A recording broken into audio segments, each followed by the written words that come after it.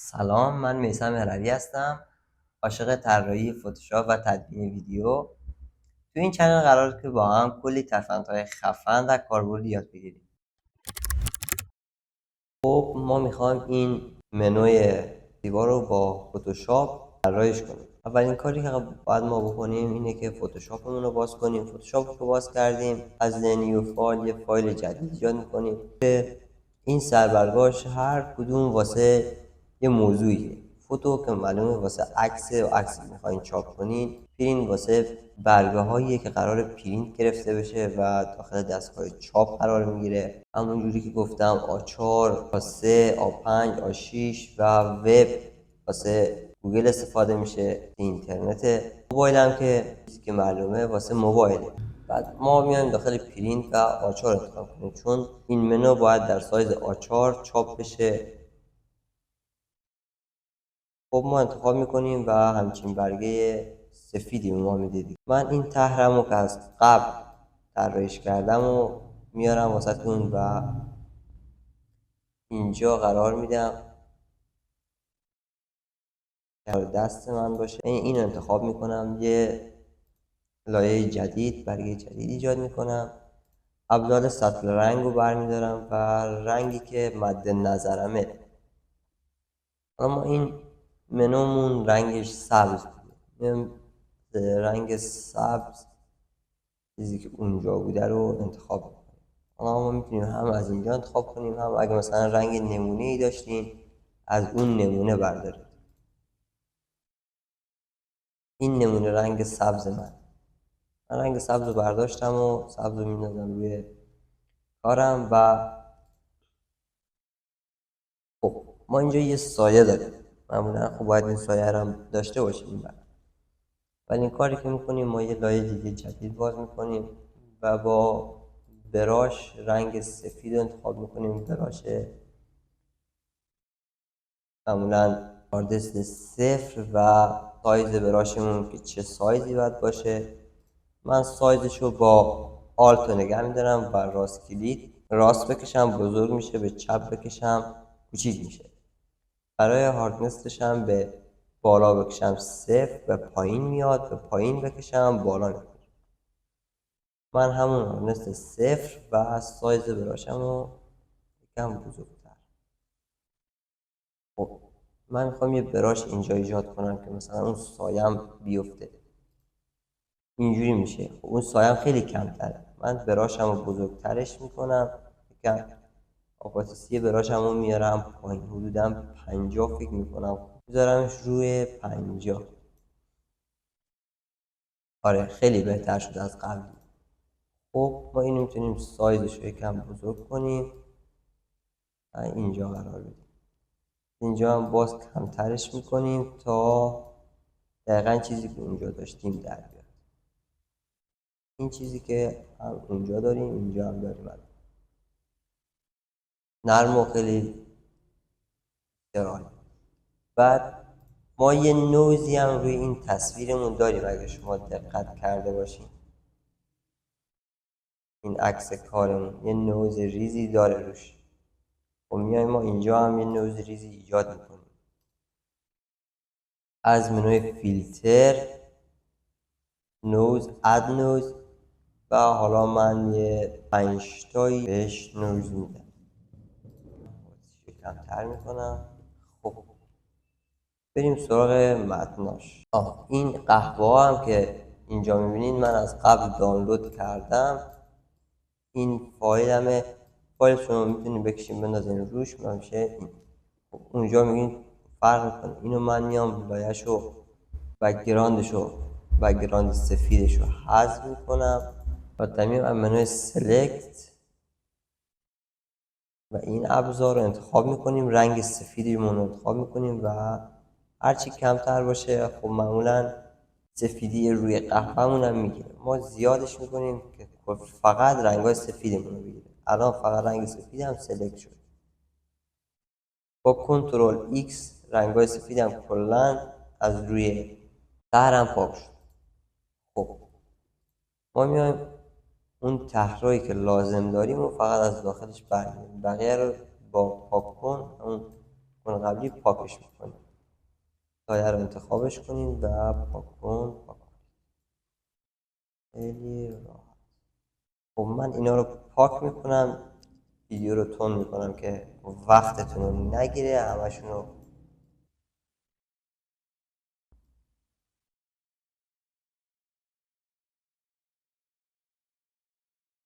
خب من همه رو پاک کردم اونجوری که میبینید، همه دوتاییاشو پاک کردم، فقط یکیاشو مونده. من یکی ها رو فقط ما لازم داریم. خب ما میایم با ابزار سلکت یکی اینا رو سلکت میکنیم با این ابزار و جاشون رو مشخص میکنیم. حالا هر جا که دوست دارین میذارین، کوچیکش کنید، بزرگش کنید، جاشو خودتون مشخص کنید. من این کار رو میذارم بعد از متنام که روی متنام نیفتن، یا مثلا زیر متنام که متنم بد خونده بشه، میذارم از آخر که اینا رو بچینم باشن. این لایه‌اش خاموش میکنیم و میریم سراغ متناش.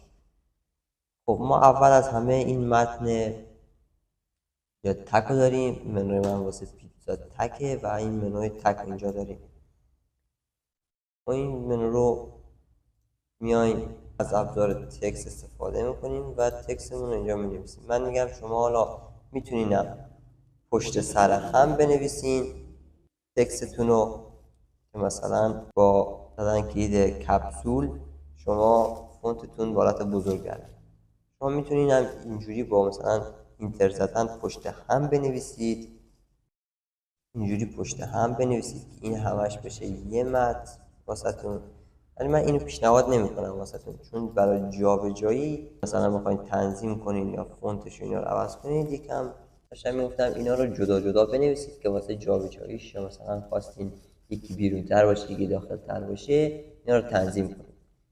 من تکست اولمو حروف تی رو میخوام فونتش رو عوض کنم. میام یه فونت مثلا بولد که خیلی قشنگتر در میاد بذاریم واسش. معمولا بولد خیلی بهتر واسه اون کلام. من یه منوی یه فونت بولد انتخاب میکنم واسه متن. من میخوام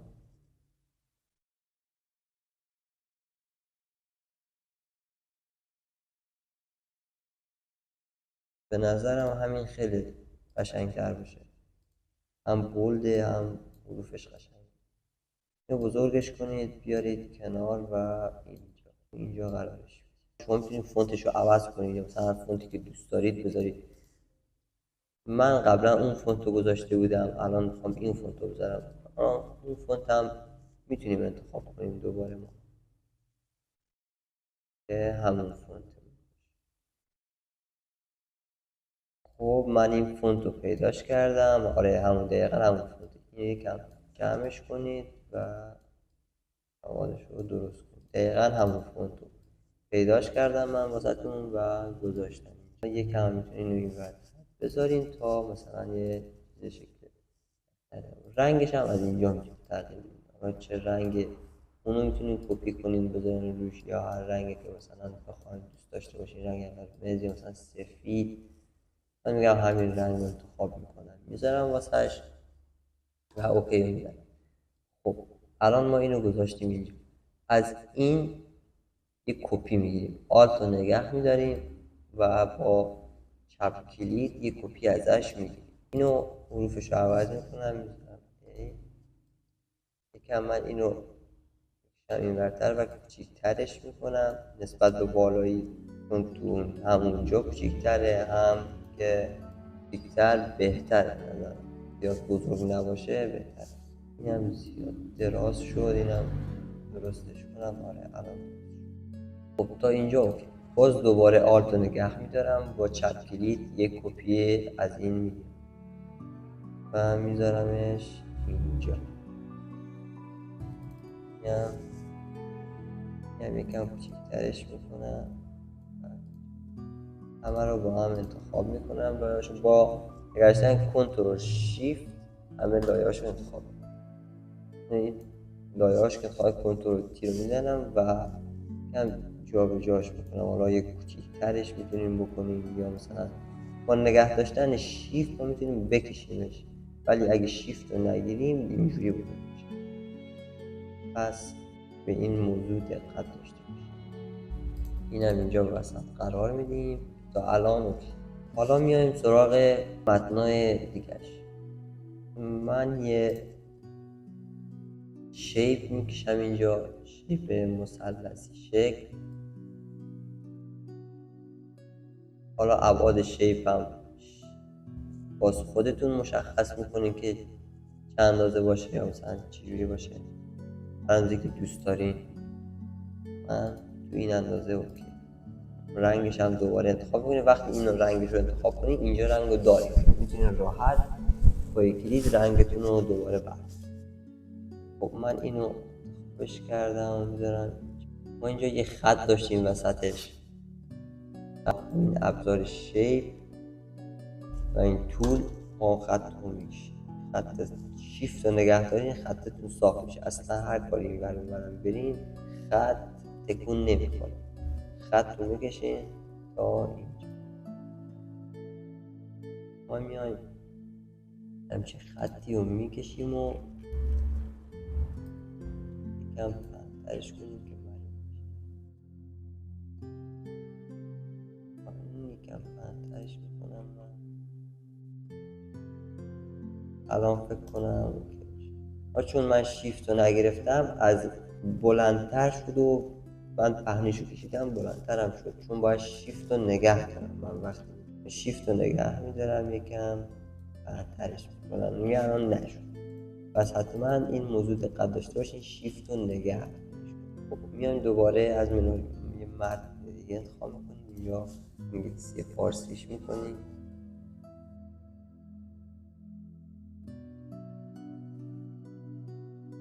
این رنگش رو سفید میذارم من. بعد فونت اونجا من فونت کپسول استفاده کرده بودم. حالا شما اگه دوست داشتین میتونید فونت کپسول رو بذارید یا هر فونتی که قشنگتر بود و دوست داشتین مد نظر خودتون. اینجا لایه هم افتاده زیر شیپ. من لایه متنم رو میارم بالاتر از همه لایه و ابعادش رو تنظیم میگم این ابعاد فکر کنم نگم دارم یکم کشیدش میکنم. من این شیپم خیلی نگم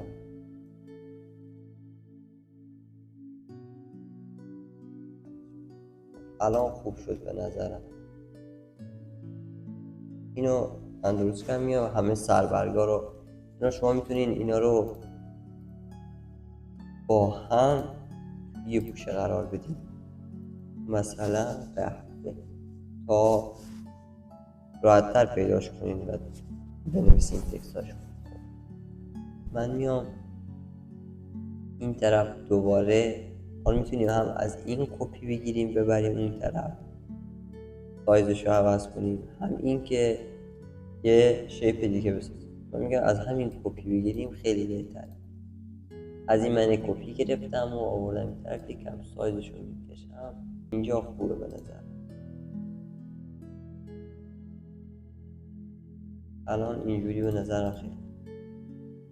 میام یه تکست دیگه مینویسیم اینجا. میذارم مثلا سرد بر پایه قهوه، چیزی که اونجا طراحی کردم و میخوام اینجا بذارم. این متنم رو من یکم بزرگترش میکنم. این ابعادش خوبه به نظرم، یکم بزرگترم باشه بد نیست.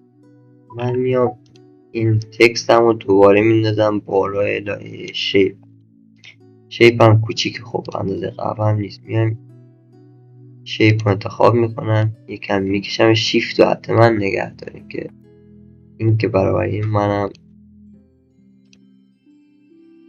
تکست رو انتخاب میکنم و میارم اینجا یکم هم تکست رو میکشم من اینم و الان فکر میکنم خوب شد. اول میذاره بزرگه کوچیکترش کنید، شیفت رو بر کنید که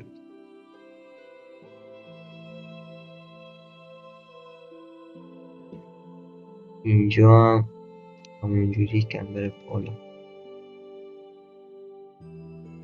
کم بکشمش و بزرگترش کنم. الان خوب شد. الان به نظرم خیلی خوب شد.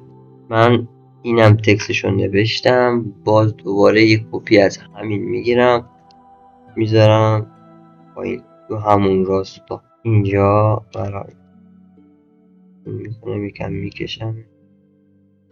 نظر من از این طرف بکشین بهتر میشه. دوباره همینجا تکست همو می نویسم. نوشیدنی های گرم.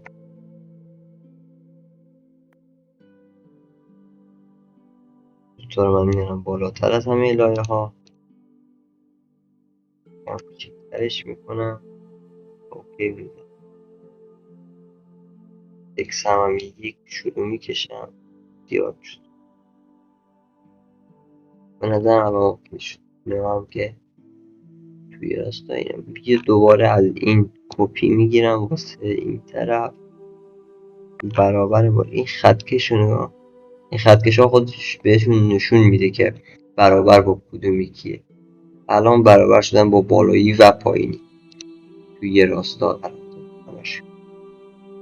خب یه متن ما اینو باز باید کوچیکش کنی. شیفت رو نگه میدارم باز کوچیکش میکنم. بزرگش کنم شما میدید. شیفت من نگه میدارم اینو کوچیکش میکنم. باز یه متن الان اوکی شد تا اینجا. حالا میایم سراغ نوشتن متنای دیگهش. مثلا خب اینجا ما اینا رو من مرتبشون میکنم. اینا رو تقریبا که داخل یه پوشه. اینم یه پوشه. این دارم یه پوشه و نوشیدنی رو یه پوشه. اینا رو من نامگذاری کنم.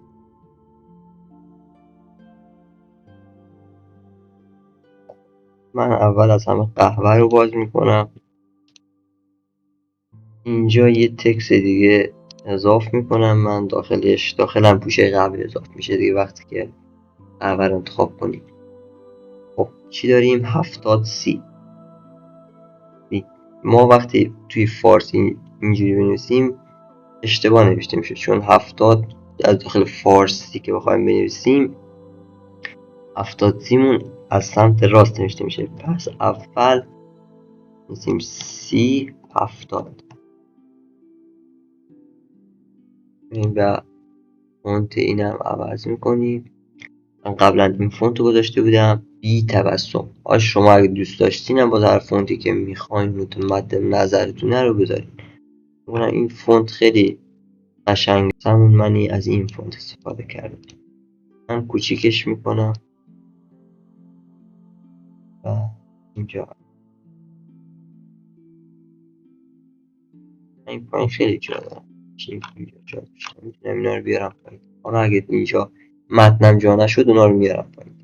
یه کپی باز از همین میگیریم با نگه داشتن کنترل میکشیم پایین. مثلا 40 سانت 42 سانت خوبه. اینجا 50 رو داریم. 50 باز دوباره آلتو نگه میدارم و میکشم پایین. ابعاد اومدیم. اینجا 100 عربیکا.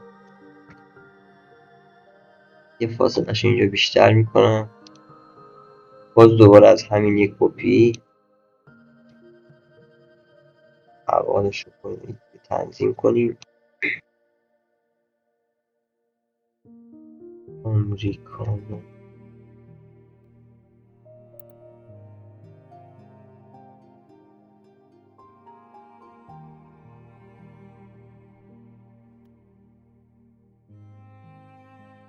اورجینال هم یکم کوچیکترش میکنم نسبت به پروفشنال بزرگ باشه توی چشم. قهوه هم الان اوکی شد و گوشش رو میبندم. بعد باز دوباره یه تکست دیگه من میام اینو انتخابش میکنم که اینو من انتخاب میکنم که بخواد گوشه همین بنویسه و دوباره متنم رو می‌نویسم.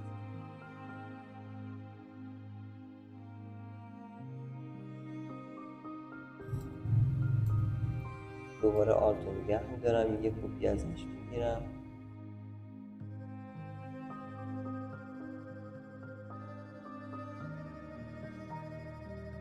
خب تا اینجا اوکی. میریم سراغ اینم میبندیم پوشش و سراغ نوشیدنی گرم انتخاب میکنم. یه تکست دیگه که داخل همون پوشه باز بنویسه واسم کاپوچینو.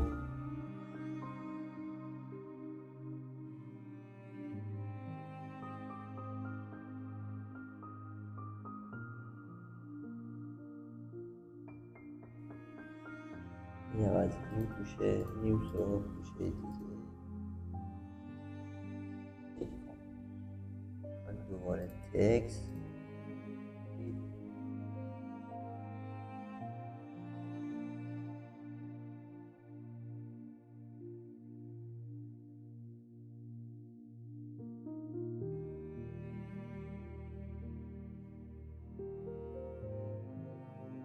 ریزم بهتون بگم، ما میتونیم پوشهاتون رو یکی یکی انتخاب کنین، متناشو مثلا فقط متنای زیرشو با کنترل آلت شیفت فقط این متنا رو انتخاب کنید و با زدن این کلیدا مثلا من میخوام این رو از راست قشنگ چیده بشه، راستای هم باشه، مثلا همه در رگ راست این داده مثلا همه رو با هم کنترل تی و جابجا. خب حالا برمیگردیم سراغ این لایه. خب واسه همتون سوال بود که این لایه رو من چجوری چیندم و جابجاش کردم. با ابزار دستور و اینو انتخابش میکنین، ویو میزنین و جابجاش میکنین. حالا کوچیک، بزرگ و سایزی که دوست داشتین میذارینش هر جا که بخواید. من این انتخابش کردم، کنترل پی سلکت هم برداشته میشه. باز دوباره یه سلکت دیگه وی و جابجاش اینم کوچیک‌ترش میکنم. من کلا کوچیک باشه خیلی بهتره تا بزرگ. باز کنترل دی اینو اینتر رو میزنیم، کنترل دی باز دوباره یه سلکت وی و جابجاش. مثلا من دوست دارم همینجا باشه ولی کوچیک‌تر باشه، دقت باشه مثلا کوچیک‌تر اینجا باشه. اینا رو همینجوری من ویدیو رو تون میکنم که اینا رو قشنگ بچینم.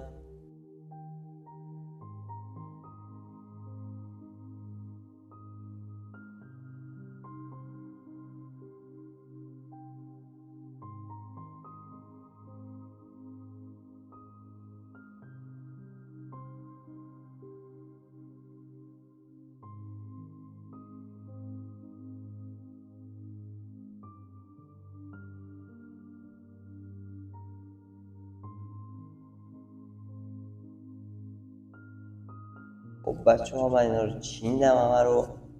یا این و رنگش رو عوض میکنیم. اون رنگ سفیدی داره داخلش، میگم رنگش رو رنگ قهوه‌ای، حالت قهوه‌ای بیشتر هم شکل قهوه‌ای داشته باشه هم قهوه‌ای بود و میزنش میکشم. و خب میبینیم که ما دقیقا مثل ما شاید اون رنگش یکم سفیدمون رنگش همون رنگ بذاریم که اگه بردارم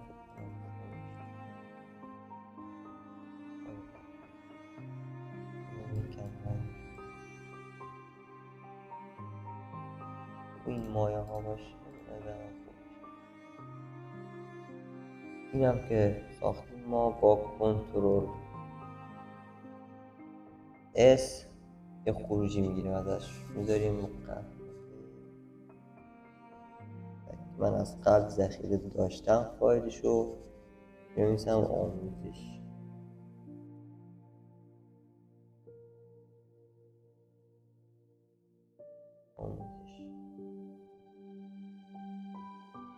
سیو بعد مرسی از تماشای زیبایتون.